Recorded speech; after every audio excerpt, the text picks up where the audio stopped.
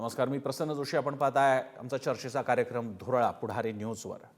संतोष देशमुख इतर वेळी मराठवाड्यातल्या बीडमधल्या मस्साजोगचे हे सरपंच आपापलं काम करत होते, त्या गावाचं काम करत होते, पक्षाचं काम करत होते, पंकजा मुंडेंचे ते कार्यकर्ते होते आणि इतर वेळी त्यांचं नाव काही कदाचित सरपंच कामाच्यामुळे निमित्तानं कदाचित महाराष्ट्रासमोर आलं असतं, मात्र अतिशय वेगळ्या आणि दुर्दैवी कामासाठी त्यांचं नाव समोर आलं. कारण त्यांचा खून झाला, हत्या झाली, क्रूर नृशंस निर्घृण हत्या झाली आणि त्यानंतर आता महिना उलटलेला आहे, सत्ता हादरलेली आहे, मंत्र्याचं नाव येतंय, मंत्र्याने सोबत ठेवलेल्या माणसाचं नाव सारखं येतंय, पण अजूनही खुनी नेमके कोण, खून कोणी केला? कारण हे प्रकरण असे की याच्यातले नुसते खुनी सापडून उपयोगीचे नाही आहेत. खुनी कोण आहे ते कळलेलं आहे, त्यातला एक आरोपी अजूनही फरार आहे. प्रश्न तो नाहीये करायला कुणी सांगितलं, त्यांच्या मागचं संरक्षण कोणाचं होतं, संरक्षण देणाऱ्या मागचं संरक्षण कोणाचं होतं, ज्याचा उल्लेख सध्या काही राजकारणी आका असा करतायत. आका म्हणजे उर्दू शब्द आहे तसा, आका म्हणजे कोणाचा तरी बॉस. तर हा आका नेमका कोण आहे, आकाचा आका कोण आहे, असे सगळ्या गमती जमती आणि राजकारण दुर्दैवानं चालू आहे त्याचं. म्हणजे विषय आहे हत्येचा, विषय आहे एक कुटुंब उद्ध्वस्त झाल्याचा, मात्र त्याच्यावरती राजकारणाची भाकरी सुद्धा भाजली जाते, परतली जाते. या पार्श्वभूमीवर आपण हा विषय घेतोय की सरपंचाची हत्या आणि हादरली सत्ता. या विषयामध्ये सध्या ज्यांनी सामाजिक कार्यकर्त्या अंजली दमनिया ज्या यामध्ये उतरलेल्या आहेत, त्याचा छडा लावण्यासाठी प्रयत्न करतायत, माहिती घेण्याचा प्रयत्न करतायत, त्या आपल्यासोबत आता चर्चेमध्ये आहेत. याशिवाय आपल्यासोबत असतील सूरज चव्हाण, राष्ट्रवादी काँग्रेसचे प्रवक्ते, दोघांचे स्वागत. आणखी अन्य काही सुरेश धस सुद्धा कदाचित थोड्याच वेळात आम्हाला मिळू शकतात. मी अंजली दमनियांपासून सुरुवात करतो. अंजलीजी, एक महिना उलटलेला आहे, आतापर्यंतचे अपडेट सगळे समोरच आहेत, आपल्या समोरच सगळं घडतंय, तुमची काय प्रतिक्रिया आहे? कसं आहे प्रसन्न की आपण या विषयाकडे ना ती एका व्यक्तीची, एका साध्या सरपंचाची झालेली हत्या म्हणून बघायला हवं. आणि आता जे चाललंय ते इतकं घाण राजकारण चाललंय ना की ते आता बघवत नाही. गेले 2 दिवस मी तोच विचार करते की सुरुवात कुठून झाली, आपण लढतोय कशासाठी, त्यातनं निष्पन्न काय होतंय. तर 1 महिना आता उद्या होईल तरी पण एक हत्येचं पूर्ण तपास संपू नये म्हणजे याला काय म्हणावं, आपण काय म्हणावं याला. कारण आपण त्याची सगळी जर आपण हिस्ट्री बघितली, मी आता वाल्मी कराड यांचा जो PCR रिपोर्ट होता तो देखील वाचला आणि त्याच्यात एक व्यक्ती ज्यांनी ती FIR केली त्यांच्या विरुद्ध, त्याच्यात सरळ सरळ लिहिलंय की बाबा आम्ही पवनचक्कीच्या अमुक अमुक अवादा कंपनीसाठी काम करतोय, आम्ही इथे मसाजोग येथे आम्ही राहत होतो, आम्हाला अनेक वेळा धमक्या देण्यात आल्या, फोन करण्यात आले आणि आम्ही मला तर एकदा माझं अपहरण पण करण्यात आलं असं त्याच्यात लिहिलंय. तर हे जेव्हा सगळं वाचतो आणि हे मे महिन्यापासून सुरू होतं आणि आम्हाला बोलवण्यात आलं, सातपुडा बंगल्यात बोलवण्यात आलं, आमच्याकडनं खंडणी मागवण्यात आली, तर म्हणजे हे इतके महिने जर सगळं चालू होतं आणि त्यांच्यावर गुन्हे देखील होत नव्हते, तर हे काही सहज शक्य आहे का? म्हणजे मला कुठल्याही कोणाच्याही बुद्धीला ते पटेल का?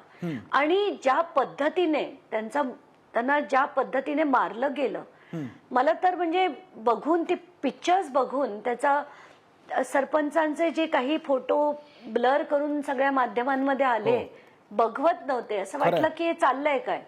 आणि त्याच्यात अधिवेशनात जेव्हा मुख्यमंत्री बोलले आणि ते म्हणाले की बाबा, आणि त्यांनी नाव घेऊन सांगितलं की वाल्मी कराड यांच्यावर 11 तारखेला एक गुन्हा झालाय, पण ते जरी या गुन्ह्यात असतील तरी त्यांच्यावर आम्ही मकोका लावून कारवाई करू. हे म्हटल्याबरोबर मला पहिला क्लू तिथनच मिळाला की याचा अर्थ या गुन्ह्यामध्ये सुद्धा तेच आहेत. प्रसन्न, तुला आठवत असेल CIDनी सगळ्या गुन्हेगारांची जी इस्टेट होती ती जप्त केली. आता जर एखाद्यावर खंडणीचा गुन्हा आहे तर त्याची काही प्रॉपर्टी जप्त करण्यात येत नाही, हा दुसरा क्लू होता. की त्यांची जर प्रॉपर्टी जप्त केली आहे, त्यांचे बँक अकाउंट सील केलेत, याचा अर्थ हे फक्त खंडणी पुरतं नाहीये, हे त्याच्यापेक्षा मोठं आहे. आणि खरं कसं आहे की एखाद्याची हत्या जर झाली तर तिथलं लोकल पोलीस स्टेशन तिथलं इन्व्हेस्टिगेशन करतं आणि इन्व्हेस्टिगेशन करून चार्जशीट फाईल करतं. 1 महिना जर आपल्याला माहितीये की 9 डिसेंबरला हे कृत्य झालं आणि तरीही त्या दिवशी गाडी पकडली गेली, त्या गाडीत 2 मोबाईल सापडले, पण डेटा रिकव्हर नाही झाला. आणि ते CIDने इतक्या दिवसानंतर केलं, म्हणजे 27-28 तारखेनंतर त्याचा डेटा रिकव्हर करायला लागला. म्हणजे त्यांना 2 तासाचं काम होतं, त्याला इतका वेळ का लागावा? म्हणजे याच्या मागे खरंच ही 7 माणसं होती, काय काठवा होता का त्याच्या मागे आणि कोणी होतं, वरदस्त कोणाचा होता, असे सगळे असंख्य प्रश्न येतात. आणि आज मला आधी मनात असं वाटत होतं की हे काय चाललंय, आपण पण काय करतोय, एक एक रोज नवीन खुलासे करतोय. खरं तर गरजच नाही पाहिजे, पण केले नाही तर लोकांपुढे सगळं फॅक्ट येणार कसं? कारण वाल्मिक कराड ह्याच्याबरोबर 11 ते 15 शासकीय बॉडीगार्ड्स होते आणि शासकीय बॉडीगार्ड्सना 15 तारखेला रिकॉल करण्यात आलं आणि तेव्हापासून ते गायब झाले, फरार झाले. म्हणजे याचा अर्थ जसजसं ते वातावरण तापायला लागलं, नाहीतर 15 तारखेचा जे फेसबुक पोस्ट होती त्याच्यात त्यांच्या बाजूला उभं राहून फोटो काढला त्या शासकीय बॉडीगार्डने.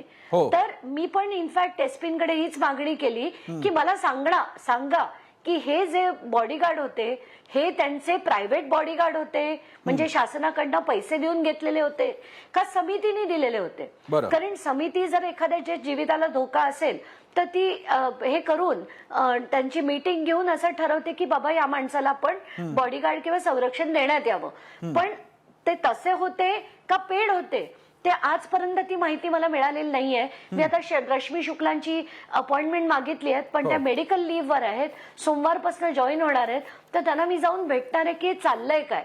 म्हणजे एक तपास करायला इतका वेळ का लागतो? मग त्याच्यात आधी एसआयटी होते, एसआयटी नंतर सीआयडी जाते, सीआयडीची जी 9 पथकं तयार होतात आणि तरी वाल्मिक कराड शरण येतो, त्याला पकडायची कोणाची हिंमत होत नाही.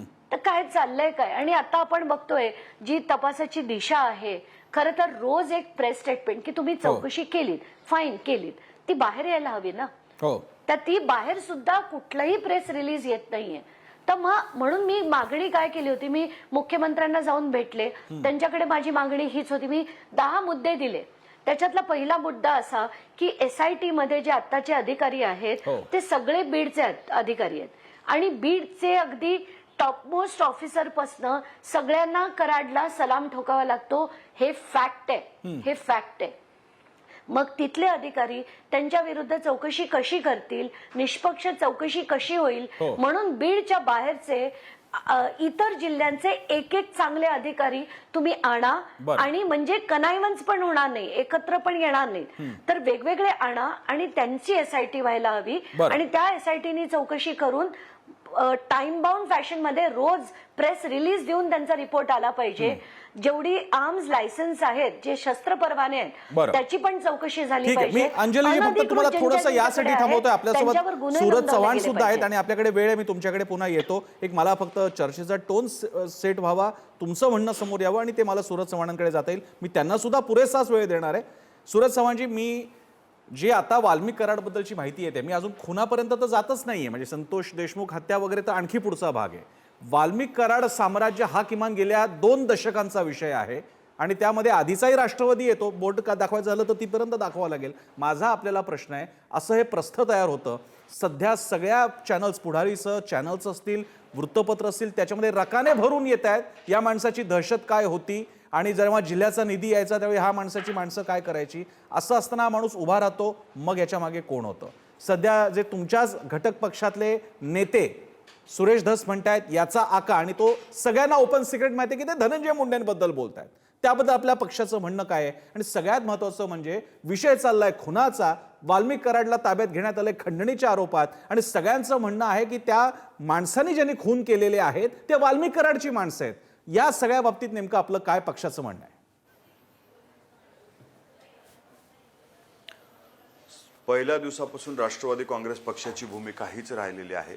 ज्यांनी कुणी स्वर्गीय संतोष देशमुख यांची हत्या केलेली आहे त्यांच्यावरती कठोरातली कठोर कारवाई व्हावी, त्यांना जी कडक शिक्षा शासनाच्या माध्यमातून करण्यात यावी. आमची मागणी तर फाशीची आहे आणि हा खटला फास्ट ट्रॅक कोर्टामध्ये चालून खरे गुन्हेगार कोण आहेत हे समोर आलं पाहिजे, ही आमची मागणी पहिल्या दिवसापासूनची राहिलेली आहे. परंतु काही लोक त्याच्यामध्ये जाणीवपूर्वक राजकारण करतायत. काही लोकांना आता तुम्ही मगाशी वाल्मिक कराडचं प्रस्थ एवढं कसं वाढलं, वाल्मिक कराडाच्या मागं कुणाचा हात आहे?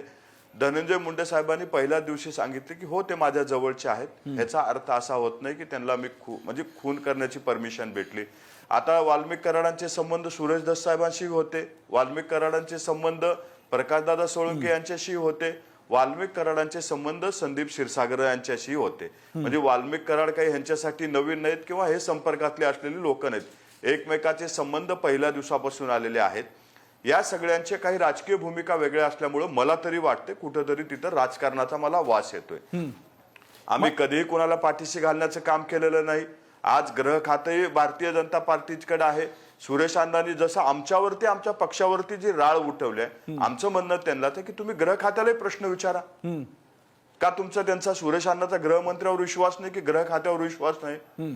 खरं तर आमची मागणी हेच आहे, याच्यामध्ये जर आमच्या पक्षाचा कुठलाही कार्यकर्ता पदाधिकारी जर इन्व्हॉल्व असला, चौकशीमध्ये दोषी आढळला, तर राष्ट्रवादी काँग्रेस पक्ष त्याच्यावरती कारवाई करणार. परंतु एखादी व्यक्ती आपल्या सोबत राहते ह्याचा अर्थ असा नाही की ते गुन्हेगार असते. सोबत असलेल्या व्यक्तीने एखादी वेगळं कृत्य केलं तर त्या गुन्ह्याला माझा सपोर्ट किंवा मी त्या गुन्ह्यात सहभागी असा अर्थ होत नाही.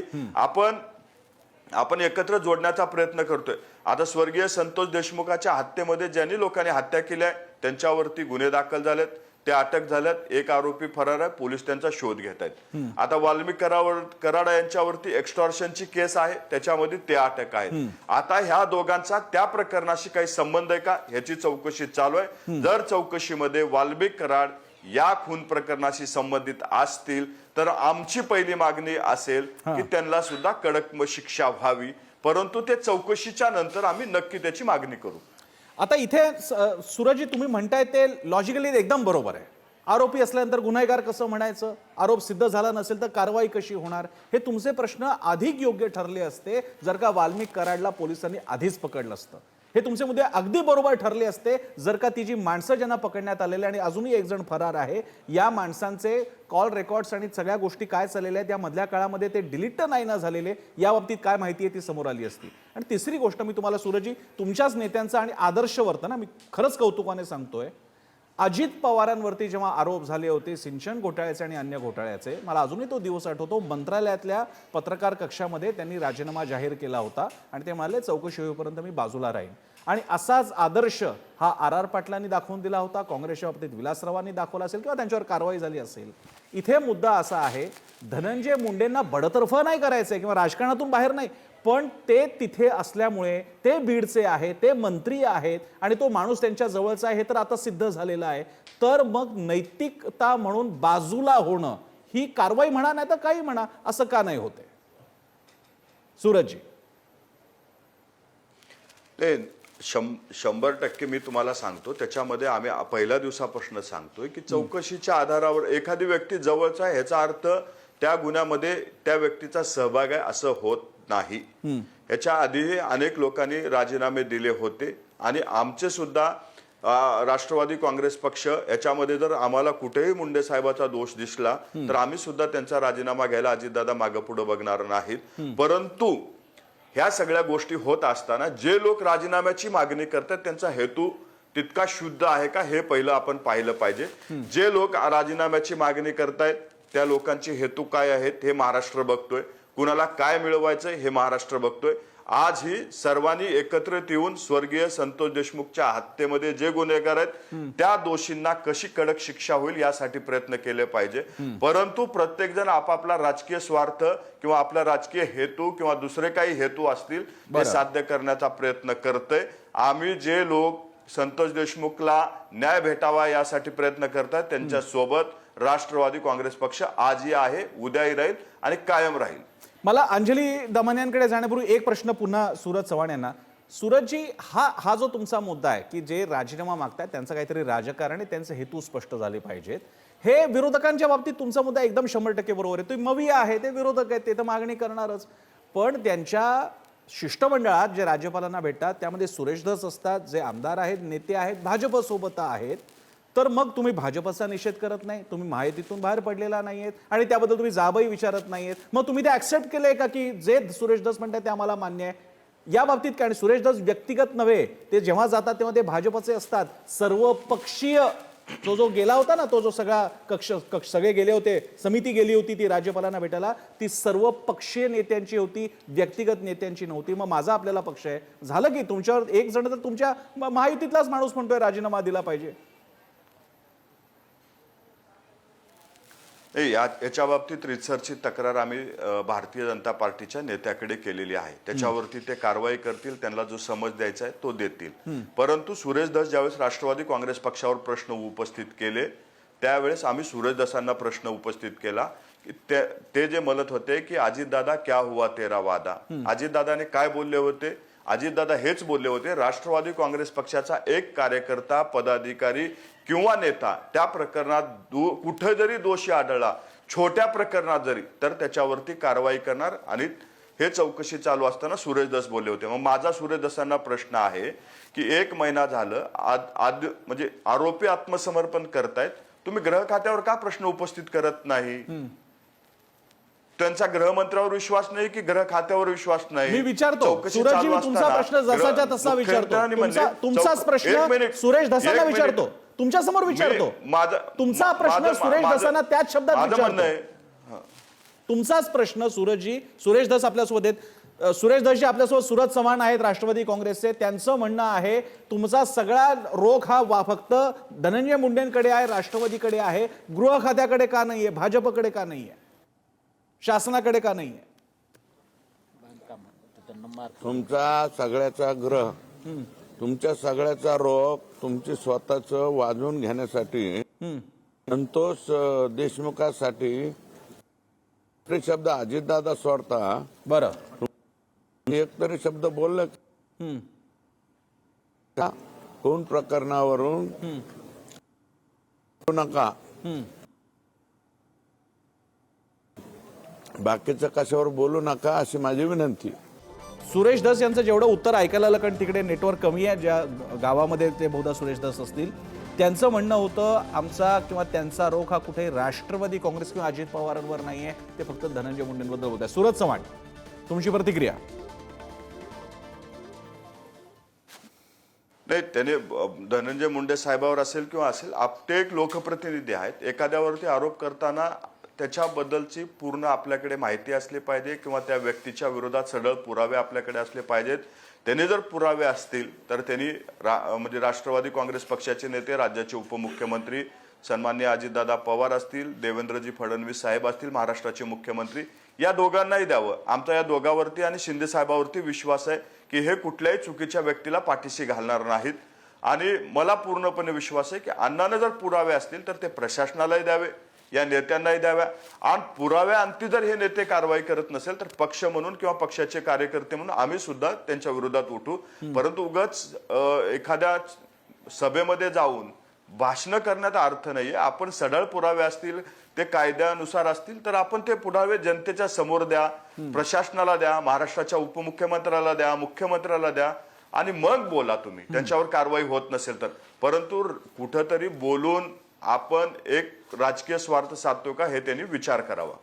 सूरजजी, या सगळ्या सध्या संतोष देशमुख हत्या प्रकरणामध्ये सुरेश धस हे सगळ्यात जास्त मोठा चेहरा बनलेले आहेत.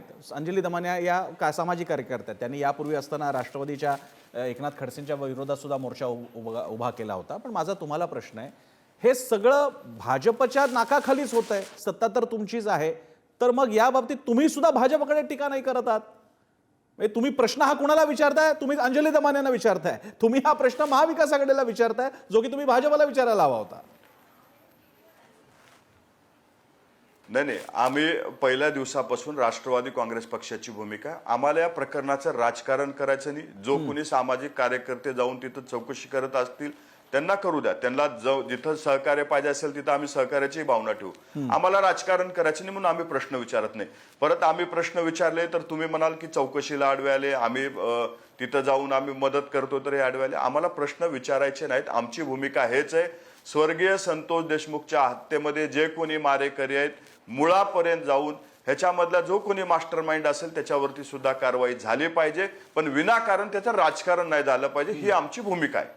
बरं, मी अंजली दमानिया पुन्हा आपल्यासोबत आलेल्या आहेत. अंजलीजी, तुम्ही कदाचित ऐकलं असेल, या सगळ्या प्रकरणातला एक अँगल आहे तो आहे सुरेश धस यांचा. सुरेश धस यामध्ये ऍक्टिव्ह आहेत, महाविकास आघाडी ऍक्टिव्ह आहे, तो मुद्दाच नाही, ते विरोधक आहेत. याकडे तुम्ही कसं बघताय? आणि त्यामुळे राष्ट्रवादी काँग्रेसचे जे प्रवक्ते ते म्हणतायत की राजकारण आहे का, सिद्ध होण्याच्या आधीच राजीनामे का मागितले जात आहेत, याबद्दल आपलं काय म्हणणं आहे? नाही, आता राजीनाम्याच्या विषयाकडे मी नंतर येते, पण मला मूळ मुद्दा असा की मी 2011 पासून बीडमध्ये मोठ्या प्रमाणावर लढते. 2012 मध्ये तर थेट सुरेश धस यांच्या विरुद्ध जयदत्त क्षीरसागर असो, जालन्याचे राजेश टोपे असो, त्या पट्ट्यात मी खूप खूप लढले होते आणि ऊसतोड कामगारांच्या मुद्द्यावर लढले आणि तिथली परिस्थिती काय ती पूर्ण कल्पना मला आहे. तर मला प्रश्न असा पडला की आज जर धनंजय देशमुख विरुद्ध सुरेश धस लढत असतील तर मला त्याच्यात गंमत वाटली की आता सुरेश धस आधी राष्ट्रवादीत होते, शरद पवार आणि अजित पवार एकत्र होते, जितेंद्र आव्हाड देखील राष्ट्रवादीत होते, तर धनंजय मुंडे काय आहेत किंवा वाल्मिक कराड काय चीज आहे हे या सगळ्यांना माहिती नव्हतं का? आज ते विरोधी पक्षात गेले म्हणून हे राजकारण करण्याचा यांचा डाव आहे का? प्रसन्न ह्याचमुळे मी त्यांच्या मोर्चात देखील गेले नाही, कारण संदीप क्षीरसागर, सुरेश धस हे काय चीज आहेत हे म्हणजे हे असं लढणं झालं की हा आका जो मोठा आहे तो छोटा झाला तर हा दुसरा आका मोठा होईल.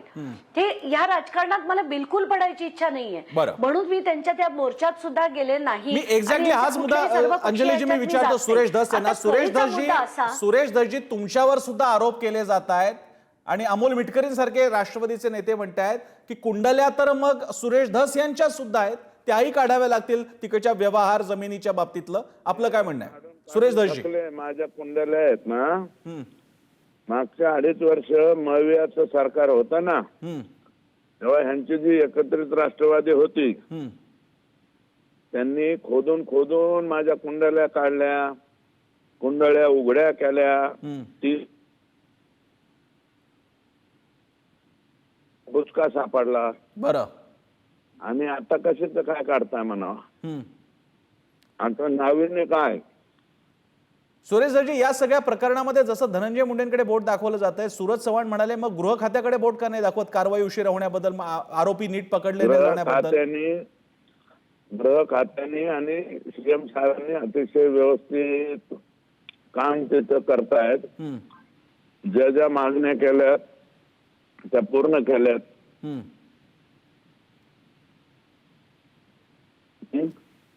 हे पण होऊन जाईल. बरं, गृह खात्याचं काय, आजपर्यंत कधी कोणाला आर्थिक मदत केली गेली नाही.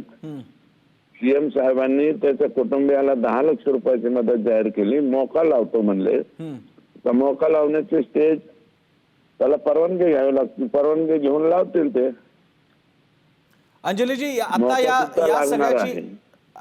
या सगळ्याची या पुढची दिशा कशी असणार आहे? 1 महिना झालेला आहे, तसं म्हणायला गेलं तर 3 जण अटकेत घेतलेले जे खुनी आहेत, जे खुनी करण्याचा आरोप आहे, खून करण्याचा आरोप आहे ज्यांच्यावर. पण याच्यामध्ये एक आणखी सूर असा येतोय, वाल्मिक कराडचा मात्र या खुनाशी म्हणून नाही घेतलेला आहे, खंडणी प्रकरणामध्ये अटक झालेली आहे. या गोष्टीकडे तुम्ही कसं पाहताय? मला त्याच मुद्द्याकडे मला परत यायचं होतं, म्हणून मला तुझी वेळ हवी होती की आपण जर बघितलं की यांच्यावर 11 तारखेला ही घटना घडली, 9ला 11 तारखेला यांच्यावर तो खंडणीचा आरोप टाकला गेला आणि त्याच्यावर FIR झाली आणि 15 तारखेपर्यंत यांच्याकडे शासकीय बॉडीगार्ड होता. जर एखादा खंडणीखोर माणूस आहे त्यांना संरक्षण कसं दिलं गेलं, तिथल्या तिथे त्या माणसाला अटक का नाही झाली आणि त्याच्यानंतर तो माणूस फरार होतो, इथपर्यंत वाट बघण्याची पाळी का आली? आता त्याच्यातला आणि एक मुद्दा म्हणजे हा खंडणीचा आरोप जे टाकला आणि त्याच्यानंतर ते जे सरेंडर झाले त्याचा रिमांड रिपोर्ट वाचा.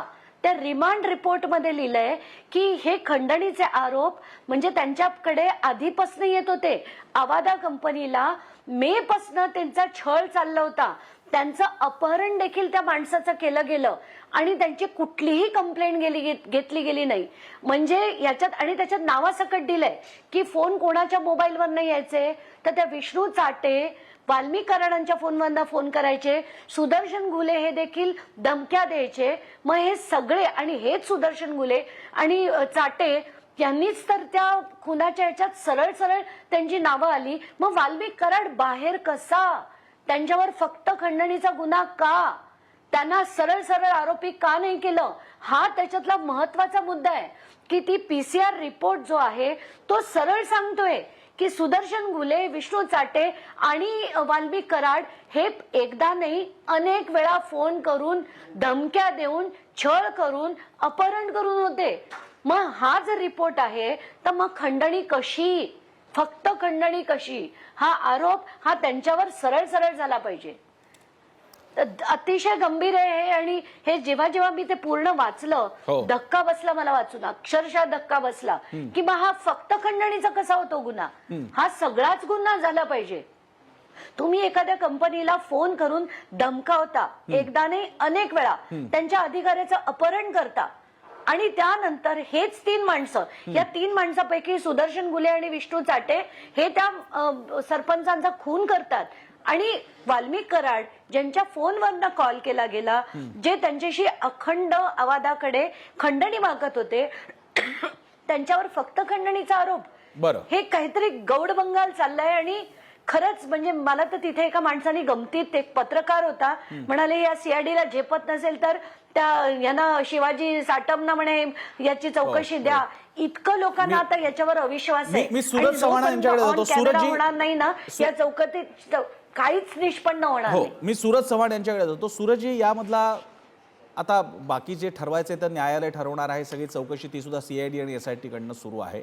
काही गोष्टी ज्या स्पष्ट आहेत आणि ज्या कोणी नाकारल्या नाहीत, जसं की वाल्मिक कराड आणि धनंजय मुंडेंचे अतिशय उत्तम संबंध आहेत, हे तुम्ही सुद्धा म्हणताय, पंकजा मुंडे यांनी हे जाहीर म्हटलं होतं आणि धनंजय मुंडेंनी कधी ते नाकारलेलं नाही.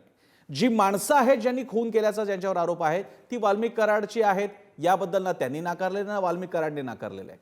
आता इथे जसं ते आपल्याला भूमितीमध्ये शिकवायचे की एक 3 समांतर रेषा असतील आणि एक दुसरीला समांतर, दुसरी तिसरीला असेल तर तिसरी पहिलीला समांतर असते. माझा आपल्याला प्रश्न आहे, हे जे कनेक्शन दिसतं आहे हे धनंजय मुंडेंपर्यंत या ना त्या प्रकारे अंगुली निर्देश करताय, मग तुम्ही हा वेळ जो काढताय तो अल्टिमेटली राष्ट्रवादीच्या प्रतिमेवरती हानी पोहोचवणारा नाही का? नाही, मी पहिलं तरी आपल्याला स्पष्टपणे स्पष्ट करू इच्छितो की या प्रकरणामध्ये चौकशी चालू आहे आणि चौकशी चालू असताना एखादी स्टेटमेंट करणं हे चुकीचं आहे. मला वाटतं की या प्रकरणामध्ये समजा वाल्मिक कराड किंवा जे हत्या केलेले लोक यांच्यामध्ये थोडा जरी संबंध असेल, कारण आमचा गृहमंत्र्यावर, गृह खात्यावर पूर्णपणे विश्वास आहे की जे ह्याच्यात कुठं जरी संबंध आढळला तर ते काही कुणाला सुट्टी देणार नाही. त्याच्यामुळं या बाबतीत आम्ही निश्चिंत आहोत. आणि वाल्मिक कराड यांनी कुठं धनंजय मुंडे साहेबांची इन्व्हॉल्वमेंट असेल तर त्याच्यात सुद्धा कुठं दादा त्यांना बी सोडणार नाहीत. परंतु आता हे सगळेजण जे बोलतायत, संदीप क्षीरसागर असतील, सुरेश अण्णा धस असतील, प्रकाश, इतर सगळे जे कोणी नेते मंडळी बोलतायत, जे आका म्हणून हे नव्हतात, हे सगळे आकाचे काका आहेत. ह्या सगळ्यांचे संबंध आकाच्या काकासोबत आहेत आणि एकमेकाचे संबंध आहेत. आज मग ही जर प्रकरण असं असेल की वाल्मिक कराड धनंजय मुंडे यांच्या जवळचे होते, मग ह्यांच्या अनेकांच्या फोटो आहेत, बजरंग आप्पा सोनवण्याच्या फोटो आहेत, संदीप क्षीरसागरांच्या फोटो आहेत, यांचे अनेक जवळचे संबंध आहेत, एका जिल्ह्यातले राजकीय नेते आहेत. त्याच्यामुळे संबंध असणार आहे. जोपर्यंत आपण ह्याच्यामध्ये निष्पक्ष चौकशी होणार नाही, चौकशीमध्ये कोणी दोषी सापडणार नाही, तोपर्यंत आपण एखादी स्टेटमेंट देणं म्हणजे राजकीय लाभासाठी किंवा राजकीय एखाद्याच्या हत्येसाठी आपण करतो असं होईल. त्याच्यामुळं चौकशी अंती जर दोषी असतील तर त्यांच्यावरती आमच्याकडनं कडक कारवाई केली जाईल. सूरजजी, आम्ही आशा करतो तुम्ही अधिकृतरित्या पक्षाची भूमिका मांडतायत. अपेक्षा आहे की सगळी चौकशी होईल आणि खरं काय ते समोर येईल आणि कारवाई सुद्धा होईल. मात्र त्याचप्रमाणे ज्या गोष्टी ज्या प्रकारे घडतायत, मधल्या काळातला जो वेळ गेलेला आहे आणि काही गोष्टी ज्या सर्वसामान्यांसाठी उघड नसतात, उदाहरणार्थ मोबाईलचा सगळा जो डेटा असतो, सीआरडी डेटा असतो, कोणाला कसे कॉल झाले होते, खून करत असताना व्हिडिओ कॉल झाला होता, हा कोणाला दाखवला गेला होता, याबद्दलचे नेमके स्टेटमेंट्स काय आलेले आहेत, या सगळ्याच्या बाबतीत शेवटी फक्त शासनावरती आणि सिस्टीमवरती विश्वास ठेवणं एवढं सामान्यांच्या आपल्या हाती आहे. मात्र आज 1 महिना उलटत असताना संतोष देशमुखांना न्याय मिळावा एवढी मात्र मनापासून इच्छा आहे, ती पूर्णत्वास जाईल अशी अपेक्षा करूया. सुरेश धस, सूरज चव्हाण, तुम्ही आणि अंजली दमानिया तुम्ही वेळ दिलात, तुम्हा तिघांचे आभार. इथेच थांबूया. पादरा पुढारी न्यूज.